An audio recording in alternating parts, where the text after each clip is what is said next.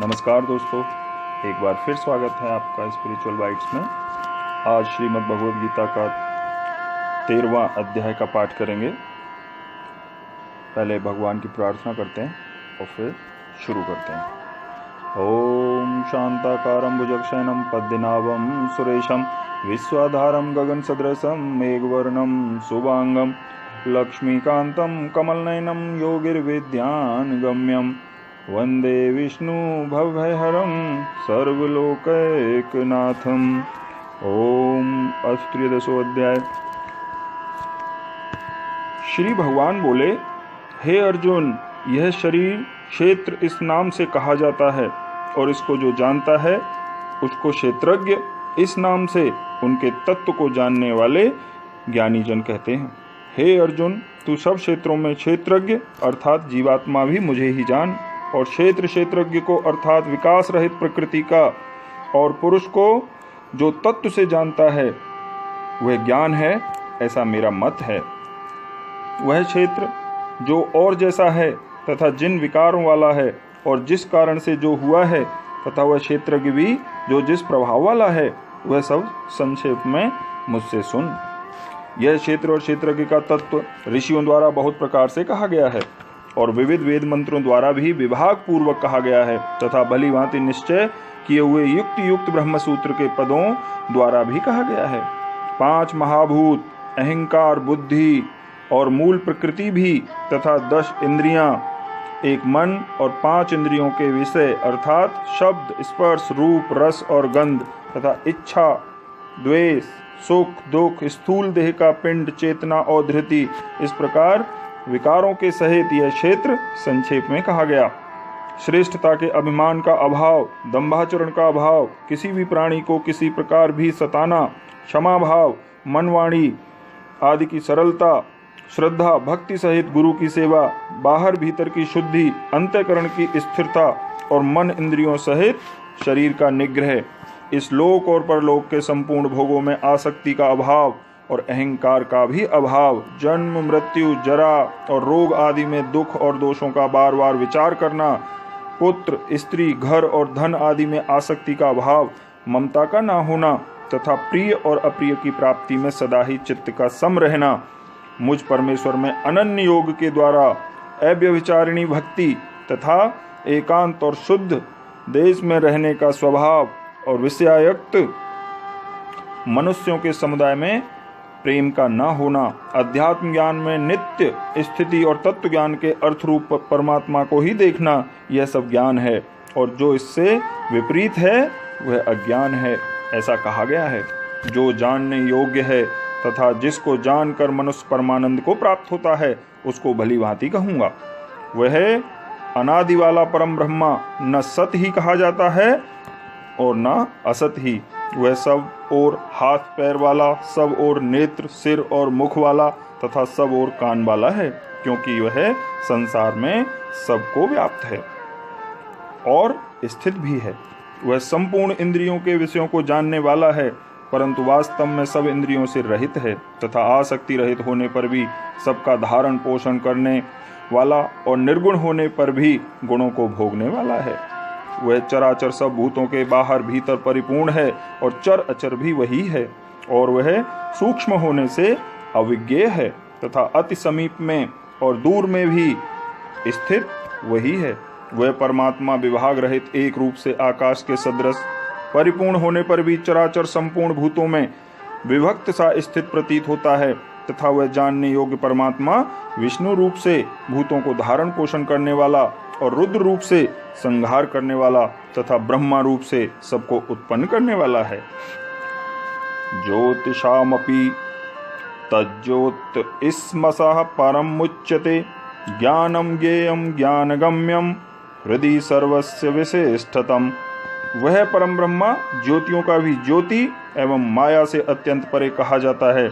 वह परमात्मा बोध स्वरूप, जानने योग्य एवं तत्वज्ञान से प्राप्त करने योग्य है और सबके हृदय में विशेष रूप से स्थित है। हितिम क्षेत्रम तथा ज्ञानम ज्ञेयम चोक्तम समासतः, मवदक्त एत द्विज्याय मवद्वा वायो पद्यते। इस प्रकार क्षेत्र तथा ज्ञान और जानने योग्य परमात्मा का स्वरूप संक्षेप से कहा गया। मेरा भक्त इसको तत्व से जानकर मेरे स्वरूप को प्राप्त होता है। प्रकृति और पुरुष इन दोनों को ही तू अनादि जान और राग द्वेषादि विकारों को तथा त्रिगुणात्मक संपूर्ण पदार्थों को भी प्रकृति से ही उत्पन्न जान। कार्य और करण को उत्पन्न करने में हेतु प्रकृति कही जाती है और जीवात्मा सुख दुखों के भोक्तापन में अर्थात भोगने में हेतु कहा जाता है। प्रकृति में स्थित ही पुरुष प्रकृति से उत्पन्न त्रिगुणात्मक पदार्थों को भोगता है और इन गुणों का संग ही इस जीवात्मा के अच्छी बुरी योनियों में जन्म लेने का कारण है। इस देह में स्थित यह आत्मा वास्तव में परमात्मा ही है।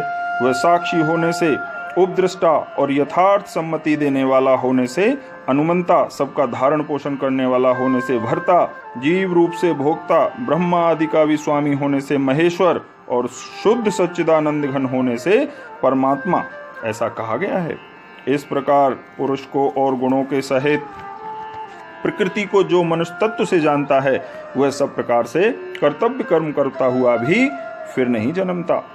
उस परमात्मा को कितने ही मनुष्य तो शुद्ध हुई सूक्ष्म बुद्धि से ध्यान के द्वारा हृदय में देखते हैं, अन्य कितने ही ज्ञान योग के द्वारा, दूसरे कितने ही कर्म योग के द्वारा देखते हैं अर्थात प्राप्त करते हैं।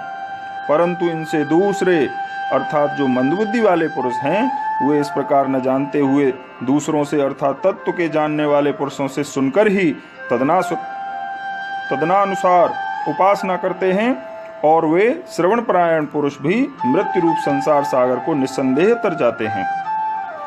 हे अर्जुन, यावन मात्र जितने भी स्थावर जंगम प्राणी उत्पन्न होते हैं उन सबको तू क्षेत्र और क्षेत्रज्ञ के संयोग से ही उत्पन्न जान। समम सर्वेषु भूतेषु तिष्ठन्तं परमेश्वरं विनश्यस्य विनश्यतं य पश्यति स पश्यति। जो मनुष्य नष्ट होते हुए भी सब चराचर भूतों में परमेश्वर को नाश रहित और संभाव से स्थित देखता है वही यथार्थ देखता है। समम पश्यन्नं सर्वत्र समम विस्थतमीश्वरम न हिनस्तमनात्मानं ततोम याति पराम गतिम। क्योंकि जो पुरुष सब में संभाव से स्थित परमेश्वर को समान देखता हुआ अपने द्वारा अपने को नष्ट नहीं करता, इससे वह परम गति को प्राप्त होता है। और जो पुरुष संपूर्ण कर्मों को सब प्रकार से प्रकृति के द्वारा ही किए जाते हुए देखता है और आत्मा को अकर्ता देखता है वही यथार्थ देखता है।